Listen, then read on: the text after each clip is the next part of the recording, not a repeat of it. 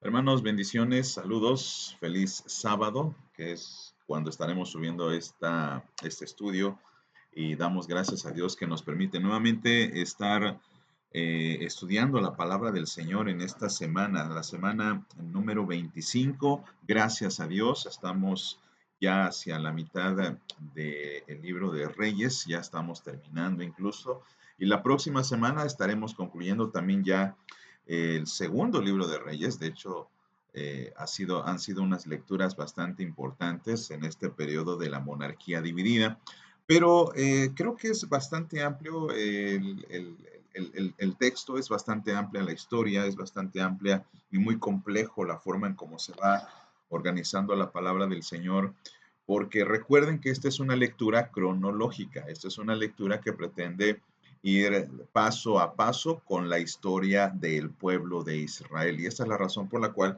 ustedes van a encontrar un poquito como de confusión quizá al poder leer algunos textos, especialmente de Reyes, y que posteriormente vamos a leer también el libro de Jonás, y que todavía ni siquiera hemos concluido de alguna manera el libro de Crónicas, pero que en algún momento vamos a volver allí porque Crónicas nos presenta un relato un poquito diferente, pero vamos a comenzar con propiedad. Primeramente vamos a orar, hermanos, dando gracias al Señor. Señor, te pedimos que guardes nuestro corazón, nuestra mente, nuestro ser y que nos permitas acercarnos a tu palabra, Señor. Porque lo pedimos en el nombre de Cristo, nuestro Salvador.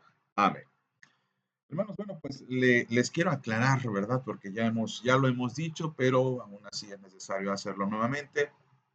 Este, Ahorita estamos privilegiando lo que son los videos. Les ruego, por favor, me disculpen porque sí hemos tenido algo de trabajo y no podemos hacer simultáneamente los estudios con los videos, y creo que de alguna manera, no sé por qué sospecho que la gran mayoría de hermanos de hecho no descargan ya los estudios, sino simplemente se van directamente al video, que es un video comentario de lo que hemos leído, y por lo tanto quisiera yo más privilegiar el estudio con respecto a los, perdón, algo pasó aquí en la computadora, con respecto a los videos. Entonces, me gustaría dar comienzo a nuestro análisis y a nuestro estudio, pues hablando un poquito acerca ya del periodo de la monarquía dividida. Debemos recordar, la semana pasada estuvimos analizando este último gobierno que sucede con Salomón y la eventual división del reino en dos grandes partes, en dos grandes bloques. A partir de este momento vamos a ver dos historias simultáneas que esto es lo que a veces confunde mucho a los hermanos, confunde mucho a la iglesia, porque cuando hablamos de Israel tenemos que hacer una gran distinción en que Israel es un pueblo que se va desarrollando a partir del Éxodo, va tomando forma, identidad, poco a poco va adquiriendo una historia, va adquiriendo sus héroes, y esto llega a su máxima culminación con el reinado, especialmente de David, la monarquía que le conocemos como unida. ¿Por qué unida? Porque las 12 tribus de Israel están bajo un solo rey y bajo el mismo rey. No existen, como lo dijimos la semana pasada, ya no existen estas barreras tribales, estas barreras de identidad tribal en el que cada uno se identificaba por su tribu, su gran familia. No había ya esta distinción entre aquellos que eran de Efraín, aquellos que eran de Manasés, aquellos que eran de Judá, aquellos que eran de Isaacar, sino que todas las tribus, de hecho, se constituían en una sola nación. Y esto le dio mucho poder a David, y por supuesto Salomón llevó este reino aún incluso a una potencia mucho más alta, pero también debido a la riqueza de Salomón y debido a sus grandes errores y grandes pecados, bueno, Dios decide hacer una separación. Y es aquí en donde la historia tiene un punto de bifurcación, un punto en el que hay una Y, digamos, y en esta Y hay dos historias que son simultáneas, que van de la mano, que podríamos decir ambas historias son del pueblo de Israel, pero a veces hay una confusión bastante grande porque uno de los dos reinos se asume para sí mismo el nombre de Israel. Este es el reino del norte. Y el otro reino, que es el reino del sur, se constituye como el reino de Judá. Este pueblo, que después vamos a ir analizando, es el que a la larga va a adquirir el nombre de judaítas y más tarde de judíos. Entonces, estas dos historias que se van desarrollando, hermanos, hay que conocerlas porque de alguna manera, bueno, juntos constituyen el pueblo de Dios, pero en este momento están totalmente separados. Perdón. Y hemos dicho pues que esto es algo que comienza, digamos, con Salomón. Y hay reyes de un lado, hay reyes del otro lado, hay reyes que evidentemente están pecando delante de Dios. Y bueno, vamos a tratar de seguir esto en una sola línea. Ahorita vamos a hablar un poquito acerca del reino del norte para que comprendamos en dónde va a devenir todo esto. El reino del norte y posteriormente vamos a regresar para hablar del reino del sur. Y el reino del norte adquiere una importancia vital debido a este hombre que nosotros quizá lo hayamos visto en alguna ocasión en la Biblia y lo hemos mencionado. Todo comienza con Salomón. Usted sabe, Salomón peca y Dios determina dividir el reino tras su muerte. En la línea monárquica, en la línea de ascensión, el que le correspondía reinar era su hijo, el hijo de Salomón, que se llamaba Roboam.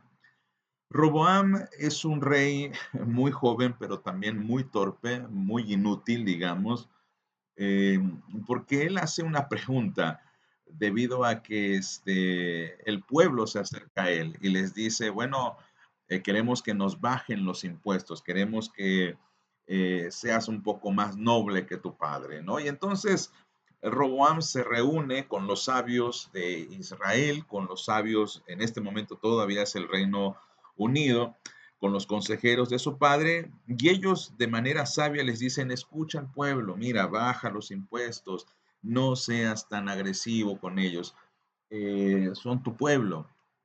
Y él, en lugar de escuchar a estos hombres, estos ancianos, va, dice la Biblia, con gente con la que se crió, con la gente que digamos, que creció junto con él, y ellos le aconsejan totalmente lo contrario. Tú sé más opresor, e incluso diles que si Salomón, perdón, los trató de una forma, yo voy a ser mucho peor que él. Entonces, esto repercute en el ánimo del pueblo y hace que 10 tribus se separen. Estas 10 tribus al separarse conforman una especie de alianza que más tarde se va a constituir en un reino. Y es aquí en donde Jeroboam es nombrado rey sobre el reino del norte. De esta manera, Jeroboam es el primer hombre, el primer rey sobre el reino del norte o el reino de Israel, como lo hemos dicho hasta el cansancio. Y bueno, al principio, hermanos, tenemos que decir que esto contó con la validez del Señor. En un primer momento, si usted lee la Biblia con atención, vamos a descubrir que cerca del capítulo 11, si mal no recuerdo, cuando el Señor le quita, vamos a decir, su cobertura a Salomón, porque Salomón está pecando delante de Dios y está haciendo al pueblo pecar. Bueno, ahí se nos cuenta la primera vez que sale Jeroboam al protagonismo. Jeroboam reclama a Salomón porque le parece muy injusto lo que está sucediendo, porque también de alguna manera Salomón está cometiendo muchos atropellos, muchas cosas que está haciendo Salomón, como por ejemplo elevar los impuestos, lo cual es algo que el pueblo no está muy de acuerdo. Y entonces este hombre llamado Jeroboam, pues intenta reclamar y Salomón lo busca para liquidarlo. Entonces Jeroboam huye a Egipto y desde allá, años después, regresa para ser el rey sobre el reino de Israel, el reino del norte. Es así, hermanos, como prácticamente en el capítulo 13, no miento, en el capítulo 12, cuando Roboam hace esta ruptura con su pueblo, hace esta ruptura de no escucharles, de no ponerles atención, de no hacerles caso, bueno, pues el pueblo va tras Jeroboam y les dice, ahora tú eres el rey sobre Israel. Y esto, repito, viene acompañado de la venia, vamos a decir, del Señor. Pero desafortunadamente, hermanos, Jeroboam no fue un rey sabio. Aunque la primera intención de Joroboam puede decirse que estuvo lleno de gracia porque Dios le ha otorgado el trono sobre Israel, la verdad es de que Jeroboam también no fue un rey muy prudente. Él comete una serie de tonterías que va a valerle la reprobación y el que Dios lo despoje de su reino. Y todo comienza con celos. Dice la Biblia que en algún momento Jeroboam tuvo miedo de que el pueblo de Israel, es decir, todos los que están en el reino del norte, puedan descender a Jerusalén. Recuérdese que en ese tiempo Jerusalén era la capital de todo el reino, pero no solamente era la capital porque estaba el palacio del rey, sino también allí estaba el templo. Ya Salomón ya había inaugurado el templo, ya Salomón ya había, aunque años antes David había trasladado el arca a Jerusalén, ahora Salomón es el que la introduce en el templo. Y entonces Jerusalén es, vamos, la ciudad en donde todos tenían que ir para adorar al Señor. Jeroboam con este miedo de que, bueno, si bajan, seguramente Salomón los va a convencer, seguramente Roboam lo va a convencer, seguramente van a traicionarme, van a quitarme mi corona. Entonces lo que él hace es una serie de tonterías que la verdad le cuestan el reino. Y una de las primeras cosas que desafortunadamente hace es erigir precisamente dos monumentos para que los israelitas o sí, los que habitan en el reino del norte vayan allá a adorar estas dos estatuas, estos dos monumentos con la forma de becerros de oro. Es decir, Jeroboam de alguna manera desconoce al Señor y en su lugar planta a estos ídolos. Pero no fue la única cosa que hizo. La Biblia dice que también él instituyó una nueva clase de sacerdotal, cuando la clase sacerdotal tenía que ser de la tribu de Leví. Eso ya lo hemos visto desde el libro de Éxodo y Levítico, donde la Biblia dice que los sacerdotes tenían que descender directamente de la tribu de Leví. Pero en el caso de Jeroboam no lo hizo así, sino que él escogió sacerdotes de acuerdo, por supuesto, a su gusto, y él en una gran fiesta que él instituye también lugares altos, sacrifica en ellos. Les digo que él hace esta fiesta enorme en donde también sacrifica muchos animales y aunque hay un profeta que intenta advertirle, dice la Biblia que también Jeroboam le intenta detener, le mata o busca pues su asesinato. Entonces, esta clase de cosas, hermanos, pues no le están teniendo un buen récord, digamos, a este primer rey de Israel. Se nos dice que después viene otro profeta para darle advertencia, para llenarlo de gracia. Incluso Jeroboam pide a Dios misericordia y Dios precisamente se la da. Pero a pesar de las oportunidades, a pesar de que Dios le perdona, bueno, Jeroboam persiste en hacer lo mismo. Y desafortunadamente, hermanos, pues la acción de levantar lugares altos, de permitir la idolatría a pesar de las advertencias y no convertir su corazón, pues desafortunadamente es la característica principal de la mayoría de los reyes de Israel que fueron descritos de la misma manera. Usted sabe que en el libro de Reyes muchas veces hay esta frase, hizo lo malo ante los ojos de Jehová. Y debido a las acciones de Jeroboam, bueno, la tribu de Efraín, aquí me faltó completar, pero él era de la tribu de Efraín. A partir de entonces, la tribu de Efraín va a ser algo así como el paradigma de todo lo malo que hay en Israel. Incluso sirve como para ejemplificar o identificar al mismo Israel. Así que esto es algo bastante interesante. Jeroboam, por ser el primer rey de Israel, de alguna manera coloca la base para que posteriormente Dios esté airado constantemente con el reino del norte, porque desafortunadamente una de las cosas que va a distinguir muchísimo más al reino del norte que al sur es de que va a haber más reyes malos que reyes buenos. Así que el juicio de Dios sobre el reino de Israel sigue. Y a partir de entonces, bueno, pues estos reyes, como lo dije hace un momento, se distinguen por ser precisamente hombres que violentaban la ley de Dios.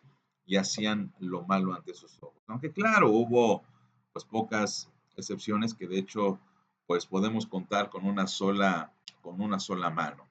Y es aquí, hermanos, en donde precisamente se levanta el ministerio profético, que pues por supuesto esta mención nos los vamos a guardar para la próxima sesión. Pero mientras tanto, esto nos demuestra el hecho de que Dios, aunque nos perdona y tiene misericordia, llega un momento en el que finalmente Dios eh, pues se desprende de nosotros, es decir, nos despoja de su cobertura. De alguna manera su gracia, que es infinita, llega a un punto límite. Esto parece totalmente contradictorio, pero por lo menos en el reino de Israel eso sucedió, porque el reino de Israel abusó de la gracia de Dios y como veremos mucho más adelante, el reino del norte desafortunadamente desapareció. Pero, hermanos, pues les invito a que ustedes mediten en este video, mediten en lo que están leyendo en estos días, mediten en lo que está pasando en el Reino del Norte. Estamos ahorita a punto de comenzar ya la semana número 26. Así que les invito, hermanos, a que lo tengan presente. Semana número 26, ya estaremos analizando otras partes de este reino y, por supuesto, la acción del profeta Jonás, que me parece también muy importante. Hermanos, les invito a que sigan adorando al Señor con su lectura bíblica, les invito a que no desmayen, a que sigan adelante y que nos veamos la próxima semana con la ayuda del Señor.